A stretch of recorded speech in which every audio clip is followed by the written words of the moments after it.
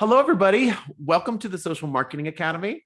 Your host here, Christopher Tompkins. We have an amazing show today because we're going to be talking about something a little bit different with my friend Rob, who is my go-to guy when it comes to financial matters. Now, finance, don't feel like you're going to get bored here because we're going to be talking about how to make yourself more successful through trackable KPIs, how metrics can really show you the profitability of your company, and how to really reach the next level. Because, in my world of digital marketing, I talk about it all the time.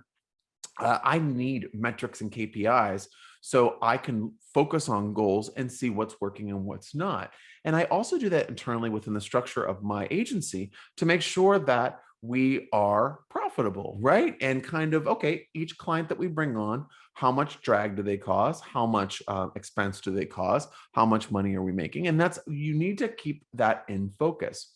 Well, a lot of people lose that along their journey because there's lots of distractions. I know I've been doing this for 13 years. There's a lot of distractions or a lot of interesting projects that you want to jump on or what have you. So Rob is going to help us go kind of pivot back to look at what is most important so we can track the success of your actions in your business and become more profitable. So if you are joining us for the first time, I really urge you to check out our previous episodes. The whole goal of the Social Marketing Academy is for me to provide you access to the inner circle. My connections, my partners that I work with are all experts in their fields, much like Rob today. And I want you to have access to ask them questions, to get answers, and almost use this as like a free consultation.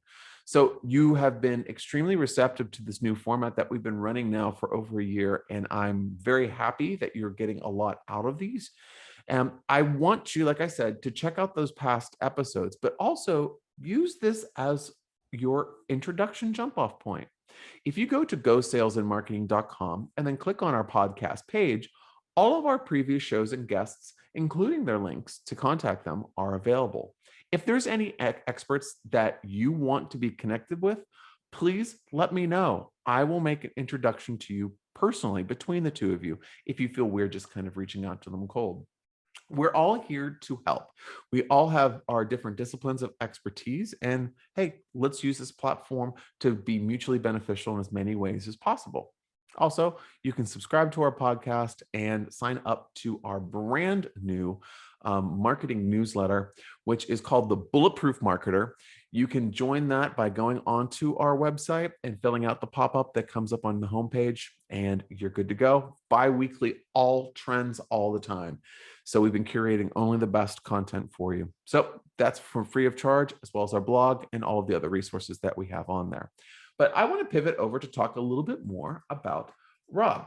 Now, Rob Braake is started his career in the big corporate world, a world full of management meetings, delegated responsibilities, and clear KPIs, right? He quickly learned that the entrepreneurial route was a better fit for him.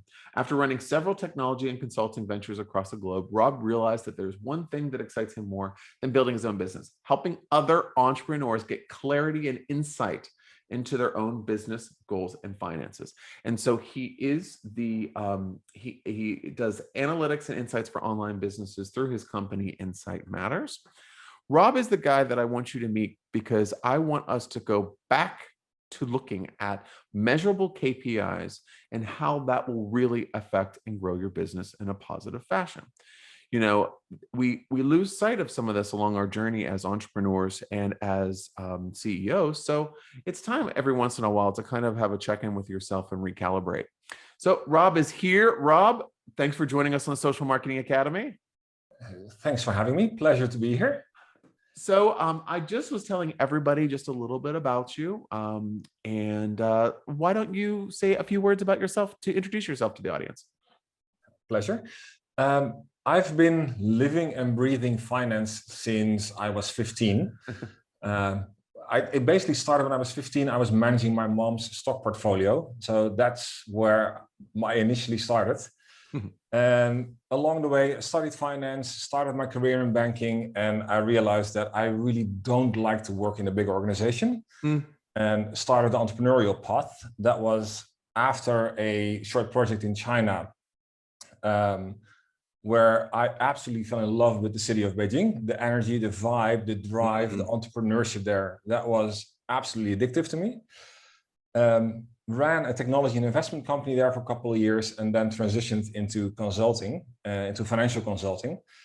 And the one thing that I learned, that I got frustrated with all my clients, was the first question I would ask them was, show me your books, show me your numbers, then let's discuss how we can help you. And the answer was 9 out of 10 times, well, we don't really have the numbers that you're asking for. We don't really have the information that you're looking for. So that led me 2 years ago to found Insight Matters, where we're helping companies, online businesses, mainly agencies and other service businesses, with reporting and analysis based on their financials. And last year, we got slightly frustrated with most of our clients not having their books in order. So we also started offering bookkeeping, not because we like bookkeeping, but because it's so incredibly important that it's done right. It's so funny that you say that, because it's exactly what I do with our campaigns that we do. For example, maybe we don't want to do website design, but if the website design is going to be, it's going to hurt conversion of our campaign, we will say, hey, can we give you some suggestions on how to fix your website? And it's kind of the same thing, because you have to be proactive sometimes, because if you don't have that bookkeeping service and everything's an absolute mess, we all know what that's going to look like. Well, what that usually starts to look like is that we start managing the third-party bookkeeper, which doesn't really fit our role or our scope. So we just rather do it in-house, and then we know it's done well. So just to kind of start off, so everyone understands how you work with your clients, because we're dealing with analytics and reporting and that type of good stuff. What how do you engage your typical client? What we do is let's ignore the bookkeeping part, because that's foundational, but that's let's not the most definitely interesting forget part. What we do is we start always with the goal of the entrepreneur, with the owner. What are you trying to build? What are you trying to achieve? Is that a 100-person agency? Is that a lifestyle business with the 4-hour work week in mind? Or where in the middle are you? Right. Then we decide, what are the KPIs are going to get you there? What kind of revenue do you need? What kind of margin do you need? What kind of conversion rate do you need? And that we work back into a dashboard, a financial dashboard, where on a monthly basis, we track and report and analyze their progress towards their goal. And we advise them on, hey, we see that these metrics are going well, this is not going very well. If you want to stay on track, probably the next 2 months, you should be focusing on increasing your conversion rate, or optimizing your cash flow, or whatever it is that we see where they're lagging. Okay, that's really interesting. You know, there's so many questions to kind of dive into on this one. I think one of the things that a lot of people struggle with is setting budgets. I think budgets is one of the things that I'm one of those people too, because one of the things that I will do is I'm just notoriously cheap. So I will just go for the lowest cost all the time. And then I feel like I don't have to worry about budgets then. So how do you adequately set budgets for a company, or how should a company even look at that? Okay. First of all, I know where you're coming from. We make the joke that Dutch people are cheap. I've been penny wise, pound foolish more times than I would like to admit. So you're not alone. You start with thinking about what do you want to achieve? What is that budget serving? Because a budget is never the goal in itself. The budget is the framework that visualizes the road towards your goal, whether that's the 1-year goal, the 3-year goal, or maybe even the 4-week goal. So what you start with, again, is what do you want to achieve? What's the target? How many clients do you need to get there? What's your cost that you can afford to get there? What is your marketing spend that you can or should use to achieve that number of clients? And that assumes that you know your acquisition costs, that you know your conversion rates.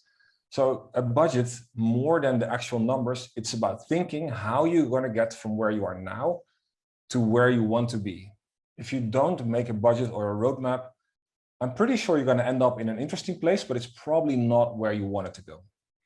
Yeah, I agree with you. And I think that one of the stumbling points, even for me, at times when I'm looking into budgets, is that as soon as I start looking at all of the elements that I need to incorporate into the structure of a budget, I have to then go into 16 different ways to 16 different places to try to figure out what this looks like and then take that number back. And then what this feels like and then take that number back. Do you feel like that's a common issue that you see with your clients? Absolutely. Mhm. The shortcut for that is to use one of the AI-based tools that basically extrapolate what you've done before into the future, and you adjust it a little bit. That's the shortcut to do. I wouldn't even dare to call it the 80-20, but to get a semi-decent picture. Mhm. For me, that thought process of going back and forth, like what number should that be and is that realistic or not, that thinking process is critical, because Mm. that triggers you to think about, what are you actually trying to achieve? Can I do this in a better way or a more efficient way? Or should I spend more on this and am I being too cheap on this part? Mm. No, it's interesting. I mean, when we're looking at financial goals, it's so funny because it's looking at a lot of companies that I've talked to, and this is very honest. I think that they look at their profit and loss and balance sheet once a year when they have to do taxes, and Yeah. it's not something that they're looking at on a regular basis.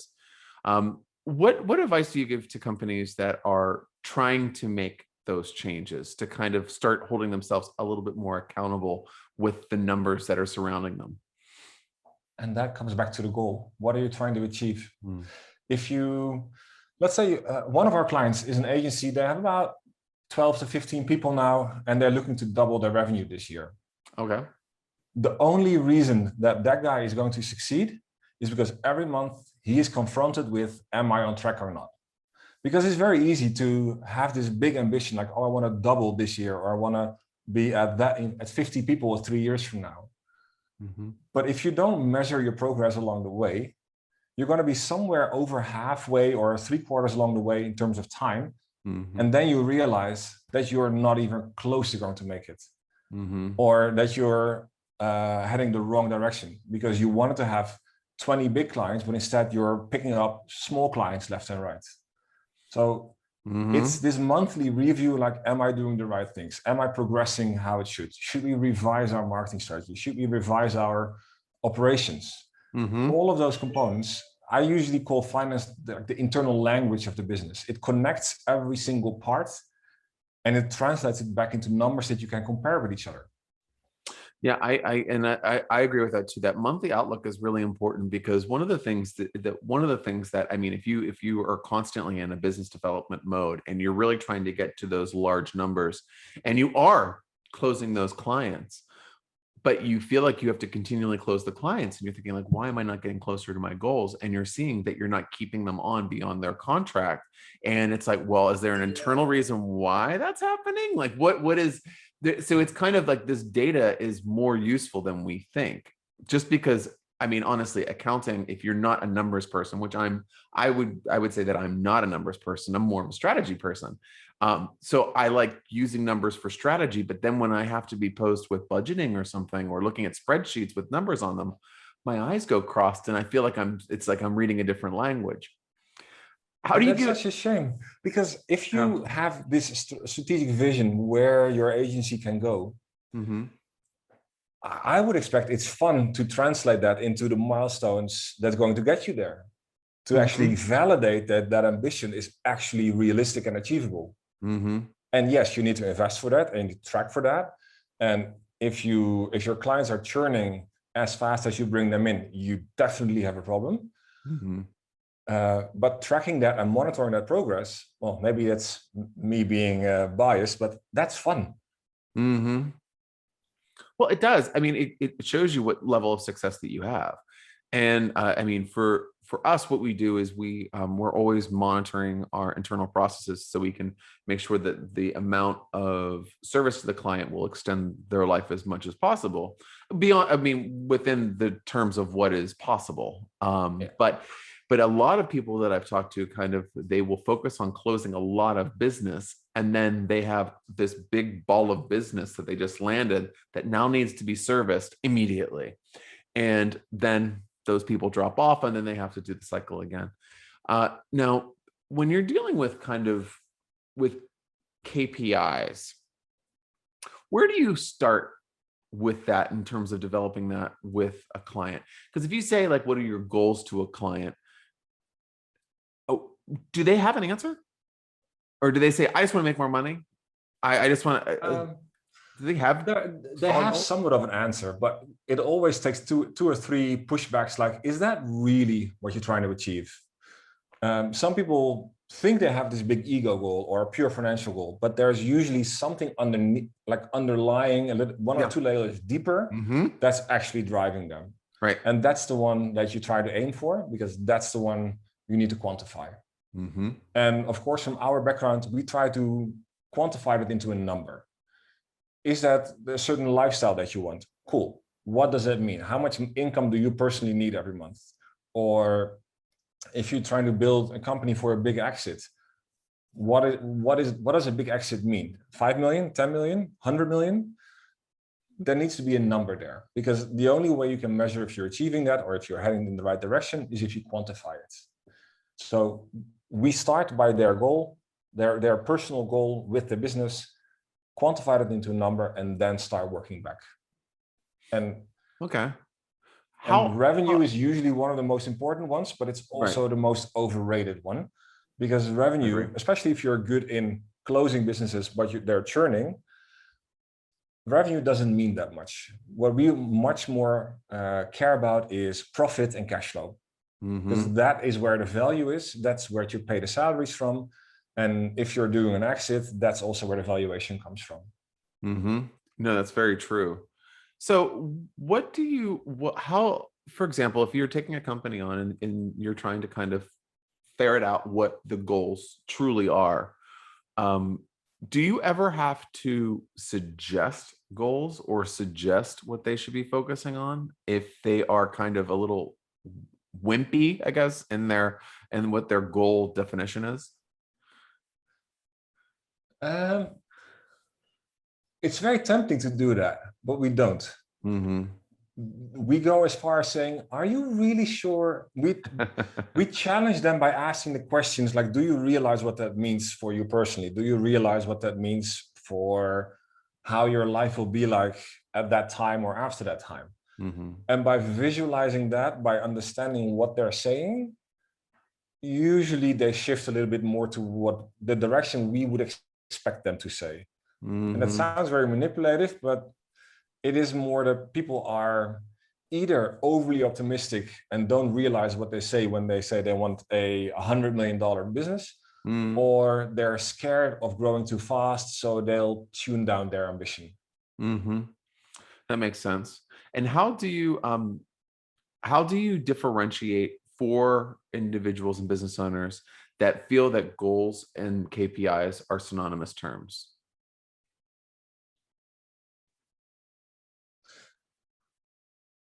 It's funny. I don't think I've run into people who mix them up too much. I think KPIs are usually a bit vague, but a goal is the point on the horizon where you're heading towards. You got to get there. And the KPIs are basically the milestones next to the road that tell you how far along the road you are. Exactly. Yeah, it's interesting because we've had discussions with clients where we're talking about goals and KPIs, and they say, well, what are these mutually exclusive? And it's no, the KPIs are your roadmap, and then this is your destination. How many KPIs do you suggest are put into place on a monthly basis to monitor? That really depends on the size of the agency. Okay. If it's a smaller business, because every person can, if you have like a dashboard with metrics, you can observe 10 to 12. If it's much more than that, people lose the sense of proportion, and it starts to become a bit blurry. And if it's less, you're kind of missing out on information. But if you're having a bigger team, you kind of want to have a dashboard with similar sometimes the same KPIs per team, and on a company level, not more than 10 or not more than 12. Okay. And now, once you get the KPIs together and you get the metrics that you're starting to look at, um, how often do you suggest people looking at them and kind of tracking them and looking at their growth? The financials, monthly. Okay. If you do it quarterly, you're too late, you're too slow, because the idea is that you review the numbers, you review the metrics, you compare them to where you want to go, and if you're on track or not, and you take corrective action. Gotcha. If you do that once a quarter, you're going to be 3 months out before you actually realize that you may have done something wrong.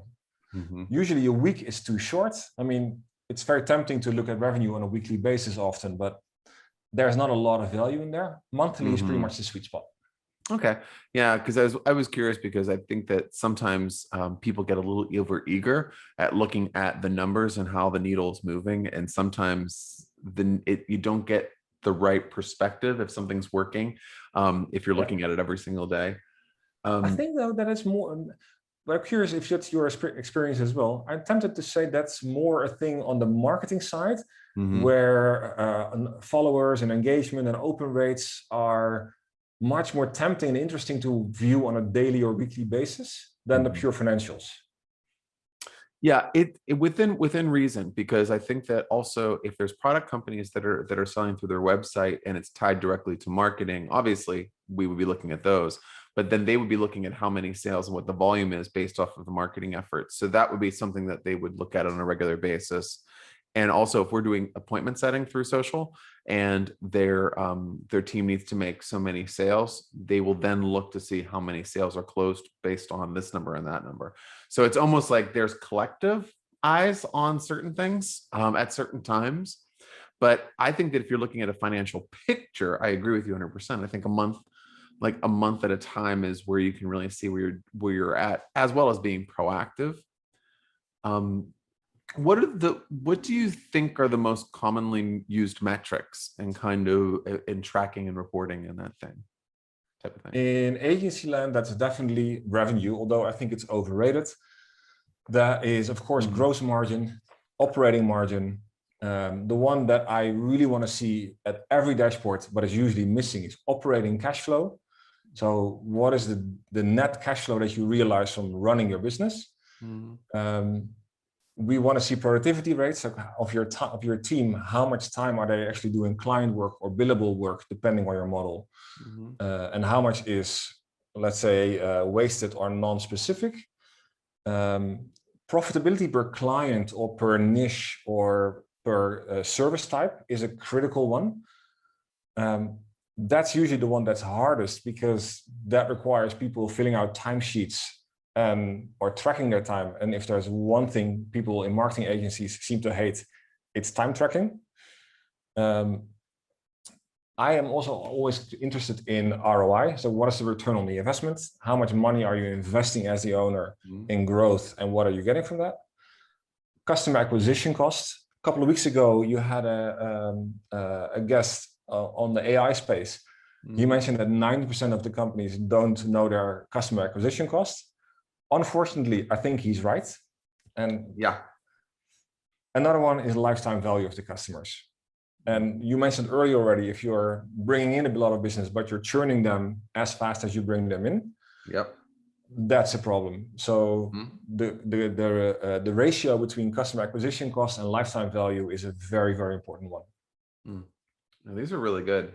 I just wrote some of them down just because I think that these are really good things to kind of keep into mind. And going into time, I think is one of the things I'd like to kind of cut off into. And you're 2000% accurate guess that marketing agencies don't like to track their time. It's so interesting because one of the things that we always try to do is we do kind of like every other month or every third month we'll do time tracking on acts, and it's the one thing I always kind of fall into the gray area is that non-essential time. I can't pinpoint what is actually Yeah. being done there. And do you find that that's a common issue with agencies, or a common occurrence? I haven't met a single agency where time tracking is done properly, consistently. A lot of them try it and then it slips away because nobody likes it. And then we come in, we push on it, then the quality goes up, and then over time you see it go down again. And regarding that gray zone time, in our team, we have a time tracking code called wasted or undefined. And if people don't use their time more, at least twice a week, I don't believe what they put in. Because there's always time that's wasted. There's always time that you think, yeah, I did a lot, but I really don't recall what exactly I did. Mm-hmm. So let's just put that in a separate code so we can track that a little bit on how much we're spending on that, because it's there. We know it needs to be manageable, controllable. Mm-hmm. So for an agency that's looking to kind of make that change and holding their team more accountable for their time management, do you have any suggestions on apps or timers that you've used to kind of keep track of things? The best suggestion is the app that the team accepts. That That's perfect. I love that answer. I mean, we work with Toggle. I've seen people work with Time Doctor and Harvest, and we've even tried the time tracking feature in ClickUp, which I found horrible, to be honest. Mm-hmm. Whatever works for the team. I really don't mind, honestly, don't really care as long as it's done at a certain level of accuracy. The bigger question is, how can you motivate the team or stimulate the team to do it? And there's always the carrot and the stick there. The stick is, if you don't do it, you get punished or you get called out, you get shamed, whatever. For some people, that works. The carrot seems to work better, where if people need to understand why they're tracking time, so not because the boss wants to control what they're doing, but because you want to see which are actually the good clients, which clients are actually most profitable.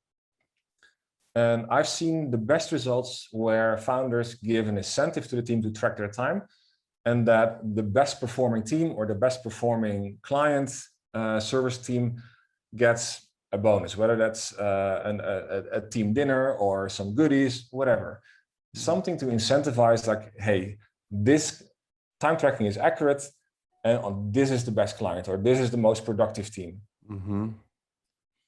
Yeah, and it's interesting too, because I find a lot of the times, because we incentivize that too. We'll do like profit sharing and that type of thing to kind of incentivize like top performing team members. But one of the things that I've seen where it's really interesting is when you have your time track, and this is when you start pulling out all of these metrics and you start seeing things. One of the things that we were seeing is like, wow, this person's getting some fantastic, their time is fantastic, but they're working crazy hours in order to get these metrics. And we're paying them for those hours to get these crazy metrics. So I don't feel like this is a profitable client, because I have to spend a lot of more time on the client in order to get these outstanding results. Whereas if the client was billed more initially, because we could see how much they were worth. And this goes back to the client acquisition cost and kind of what's the lifetime value of a client. And, over the past year for myself internally with our agency, we spent a lot of time on this to make sure that we were, looking at the time that we were spending on the clients and going like, oh my gosh, why are we charging them this little? This should be something we should have a fair compensation of our time. And even though that client may be your biggest client, they may have the highest retainer, but if you spend a disproportionate amount of time on them, their effective rate and their effective profitability can be low, or in some cases even negative. And also, so a really good point from my own honest perspective, what we've done in the past is, if we have run the numbers on a client and we have found that, we've decided to either let them out of their contracts early, or just wait till the end of their contract and choose not to renew with advance notice. Because even though something could be like, wow, this is a really great brand name, but then if they are sucking everybody's time and or demotivating them, your team members, that's a drag that you need to be able to see. But it's funny because sometimes big people really like the brand names and they really like this, oh, this like the celebrity of it all. And usually in those cases, I've found that those clients don't offer the returns that we're really looking for. Not directly. In some cases, it may be that your branding goes up. The value of you as a brand goes up because you're working with that brand. Completely. I completely agree with you. And I think it's kind of one of those things where you make the choices when it is good strategically for yourself, Exactly. knowing that you may take a loss on this, and then setting up your team to understand that the project is going to look like this and not like the typical project. Exactly. So understanding profitability is a question that is kind of asked by a lot of different agencies. How do you help agencies understand how profitable they are? The initial step is having a simple look at their P&L and see, like, are they actually profitable according to their books? That, right. I mean, that's the obvious point. The second thing is diving on depending on the agency, either on a team level or on a product level or on a client level, dissecting what's the revenue, what is the cost that you're spending in direct costs, and how does your overhead look like? So your marketing spend, your management costs, your office, anything that's not directly, not a direct cost. We attribute that on a proportional level, either on a client level or on a revenue base. And then we look at which clients or which segments or which products are actually profitable or not. And it's always fun to have those conversations because 9 out of 10 times people say, this is where we make the money. And 9 out of 10 times they're wrong. Yep. It's interesting. It's you're not wrong. I mean, I've worked with product companies before, and well, I always do, but they'll have 6 different products, and they'll be like, and I'll say, "What's your top seller?" And they will tell me what their top seller is, and I will look at their books, and I'll be like, "What the hell are you talking about?" Or what I'll do is I will find out aspirationally that's their top seller, or that is what they want to be the top seller. Yeah. But the truth is a little bit different. Do you feel that do you feel like the agencies that you work with, when you're trying to go through a lot of these things, because a lot of these things are uncomfortable for an agency owner to go through, where do you find that they feel the most uncomfortable? During the goal setting piece, or when you're getting access to your, what is it? It's when we start diving in the books and we do the first report on their metrics. So the whole goal setting aspirational part, that most founders love that because that's forward looking. That's about their dream, and setting the metrics helps them get to that dream. So that part is usually the most relaxed and the most engaging parts. Then comes the first report where we lay out, like, this is how you're scoring on these metrics now. That's when it gets uncomfortable, where some people get defensive and challenge the numbers because that can't be correct, because their gut feeling tells them this product is better or this client is super good.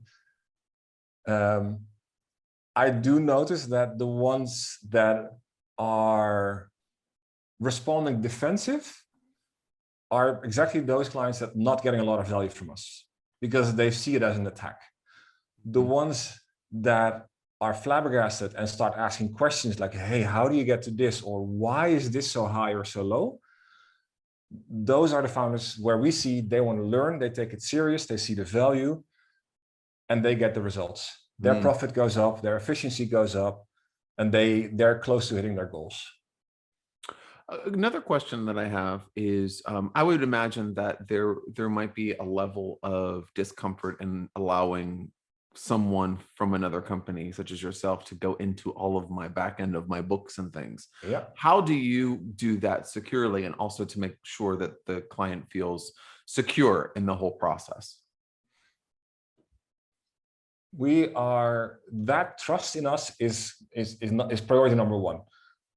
People sometimes ask, like, how do we compare to the benchmark, or how do we compare to competitors? Those are the questions that make me uncomfortable, because in like a benchmark industry-wide we can give, but the more specific it gets, the more traceable it could get to our clients, Right. We don't do any of that. Mm-hmm. So being super confidential about our other clients towards them is the best guarantee that we can do to also show them that we're super confidential about their information towards others. Mm-hmm. Some clients insist on super heavy NDAs. Sure, no problem. We sign them. Yeah. And others realize that it's our core business, that we see 10, 20, 30 companies' books every day. Mm-hmm. So they know that that's our core, that we're not going to be public about that. Mm-hmm. I think the biggest thing is the ego of the founder or the owner. That is where the uncomfortableness gets, because they disclose how good or how bad of a manager they are in their eyes. And I think that, like, to talk to that point, to anyone out there that's listening to this, that is a founder and that get in their feelings about financials and their pride, you're not going to grow if you stay that way. So kind of shake that off and grow up, because you have to know that, for example, if we engage Rob is going to tell us all of the stuff that we don't want to hear to make us get better, so we know what we're dealing with. Because one of the things that I always say this when I'm consulting with different people, when we talk about, when financials come up, because I will tickle the financial subject, but I will not like go into it because I don't know enough about that to speak really well. But as a founder and an agency owner, you can go with your gut on a lot of different things, but on your balance sheet, it's not one. So you don't want to go on gut feelings of what your financials are, or like looking at things, because I made this mistake when I was first starting out too. I was looking at so many different moving pieces around the table and I had so many things to deal with. So I was looking at my financials and I was like, okay, well, this is how much is hitting my bank account every first of the month. Okay, cool. And then there's my bills. Okay, fine. Okay, I got this. But then I was hiring people and then a client would drop off. And then, so my financial, my projections were all over the shop. Until it got to the point where I was looking at things and I was like, wait, I'm working my ass off and I don't feel like I'm making a whole hell of a lot of money here. So then I went and I actually found a financial analyst to help me out. And I went in there and I was just like, I don't know what's going on. Help me. and they did. But it's the same thing that I have when I deal with, I know if I'm on a discovery call with a potential client and they push back on every single thing that I do, they ask them, if I ask them, so where do you generate your leads? And they say, we generate leads. Oh, gotcha. Anything, and then you start saying, well, how many leads are you processing a month? Are they coming from your website? How many sales do you feel like you want to project? And all of these are kind of milquetoast answers that are kind of like, well, you don't need to know that yet. You need to kind of understand what our mission is. And I know when people are hiding behind mission statements and hiding behind branding and but when it comes to your financials, you can't go with your gut. You need to really understand what's going on. And everything that Rob's talking about here is really important, especially if you want to grow and level up. And something else that you said too, Rob, I want to point out. KPI, like, for example, one of my goals for my agency, it's not to quadruple in 1 year and to get like 65 this and franchise all over. That's not one of my goals. One of my goals is to work less and enjoy my life more. So what does that look like and how do I get there? And that can be a KPI for your business. That can be, I'm sorry, it could be a goal. It is. If that's your goal, then you should look at how many hours you work and what is your personal income and how can you get to the point, or if you already have, hire a GM who runs all the operations, and probably want to pay a bit more to that GM so you can make sure you have a good one so you don't get sucked back into it. Exactly. And this is something that a lot of people don't get, because I think they feel that, especially in marketing, because if you're looking at marketing agencies, everybody treats us like crap. Like, everyone treats us really badly because sales is the department that gets all of the accolades, right? We're just like these ideal people that like push buttons and stuff over there and get things going. And I think that's an overriding thing I've felt my entire career. That's fine. I understand it. That's we get I'm happy with the work that we do, and our clients are happy. But I know that, what would make me happy as a future is not to like quadruple my business. But I think a lot of agencies feel that growth is the only goal. The only thing they're going towards is to get larger or bigger or make more money. I mean, have And you seen that? it doesn't I recognize that drive, and to a certain extent there needs to be some growth, because if there's zero growth and you churn, let's say you have 5 clients and you churn one of them, you have a problem, or you could have a problem. So, but growth doesn't have to be doubling the amount of clients or working more and more and continuously expanding the team.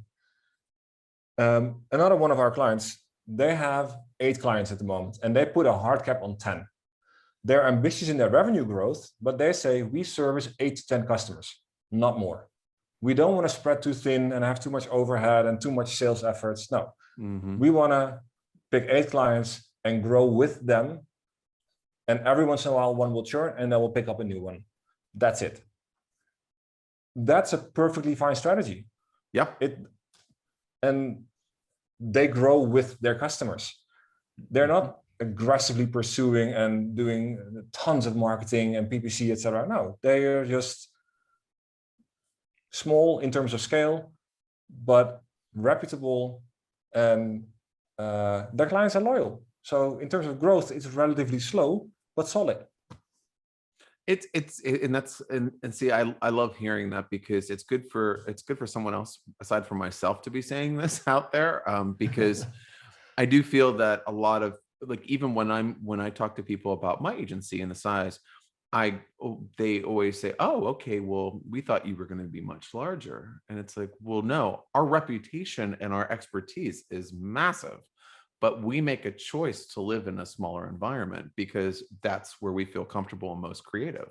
So we don't need 75 clients to make ourselves feel like we're a success. And what makes me enthusiastic in those kind of settings is, if you have a reputation that's bigger than your actual size, usually that means clients come to you. So your acquisition cost is, well, I can't say 0, but very, very low. And if you have the reputation, you can usually charge a bit higher rates. So your profitability should be really, really well. Yeah. But this is a really good point. So if you're looking to get down, if one of the KPIs, and I do not know what my customer acquisition cost is.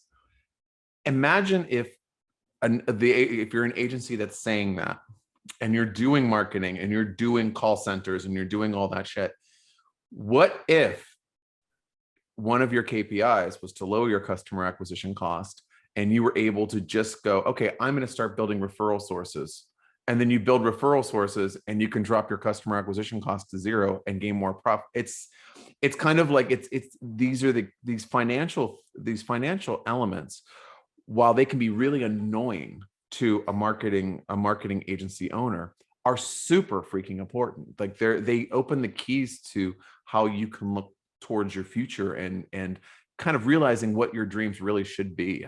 I kind of like recentering yourself, I guess, in a way.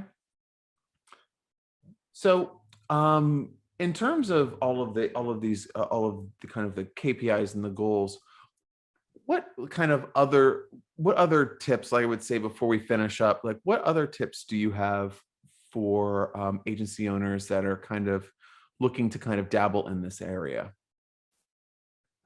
The number one thing that I think is still undervalued is cash flow. So I see a lot of agencies that bring in a big name client, super happy, maybe even a really good retainer level, but the client pays net 60 or net 90, or in some cases even worse. And that you have to realize that if a client pays net 60, that you are financing your team for 2 or 3 months before your customer pays you. So there is a lot of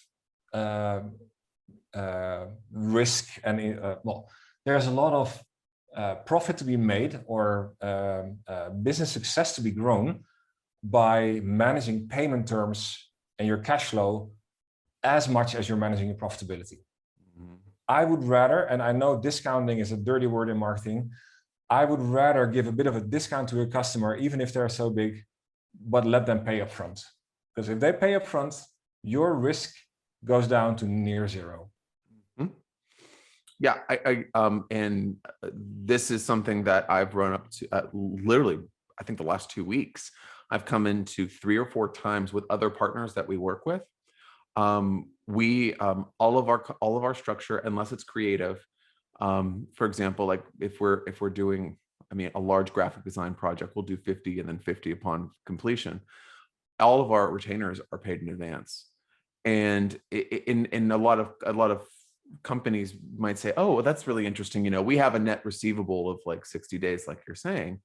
And what you said is exactly what I say to them. Okay, all of my other clients are paying ahead of work, and then you're going to get free work for 2 months, and then I'm going to have to, and by the way, if anybody is in, when they say net receivables, when those 2 words come out of their mouth, they're going to be late every single time. Every single payment's going to be late, and it's going to be late by at least like 10 days. So during those 10 days, your finance person's going to be up your butt. Your accountant's going to be up your butt. Payroll's going to be they're going to be a pain. So what you said, Rob, I'm giving you like the drastic truth, I guess. Offering them a discount to get on your own system is a good way of doing it. Also understanding that companies over a certain amount of revenue automatically go to that model. So when you go in to pitch them, quote them higher so you can build the discount into that. So then Absolutely. You're completely taken care of. But that's a really good point. I mean, I do that a lot because I've gotten, I mean, come on, I had one client, biggest client that we had, 45 days late every payment. The payment was like $25,000, but what does that do for my cash flow, right? I mean, that's a pain. What does it do with your cash flow? What does it do with your time or somebody in your team to chase them, to repeat them, to remind them? It also harms the relation if you're constantly nagging them to pay. It's such a frustrating and annoying waste of time and money. Mm-hmm. If you can avoid it, avoid it. Yeah. And I think that if you're not going to avoid it because you want to take on that big name client, suck it up and shut up. Take it. You got it. You're going to deal with it. It's be a pain in your butt. So if you're like, oh, I don't know why I'm ruining the day I ever took them on. Again, what you're saying before, what was the goal for taking them on? What can you use? What is their net profitability? What's the lifetime value of taking on that client? I'll tell you something for nothing. All of the pain that I went through outweighed the pain of having to deal with them with their payments. It's a closer. So I could do a 2-call close instead of a 4-call close, which then decreases my closing cycle, which you know what I mean? There's so many things that have a knock-on effect. But seeing the full picture is really important. Well, Rob, okay, where can people learn more about you and your company so they can just see what you do and maybe engage you? The best place is to check our website, financeinsightmatters.com. And if you're interested in the game plan, like the whole goal setting, KPI metrics, we have a separate page for the audience, financeinsightmatters.com/TSMA. And if you want to connect with me personally, the easiest place is connectrob.com. All right, perfect. And also everyone that's watching this and listening to this, I'll have all of the links on the description of the show, as well as on our website, gosalesandmarketing.com, on the podcast page. You can find Rob. Also, finally, if you want me to make an introduction to Rob, just let me know. Reach out to me via the website or my email, and I'm happy to make a warm introduction to you so you guys can connect. Rob, thank you so much for joining us on the Social Marketing Academy. Pleasure. All right, folks, we have some really great shows coming up. Again, don't neglect the old shows. If you like this one, I have a whole bunch you can watch or listen to. Just go find them. Go to salesandmarketing.com. Also, don't forget to sign up for our Bulletproof Marketer newsletter. It's a bi-weekly trends report. It has all the social media and digital stuff that you need to know. It's delivered to you. You don't have to do any work. Just open it, read it. All right, folks, thanks so much for joining us on Social Marketing Academy, and we'll talk to you again real soon. Take care, everybody.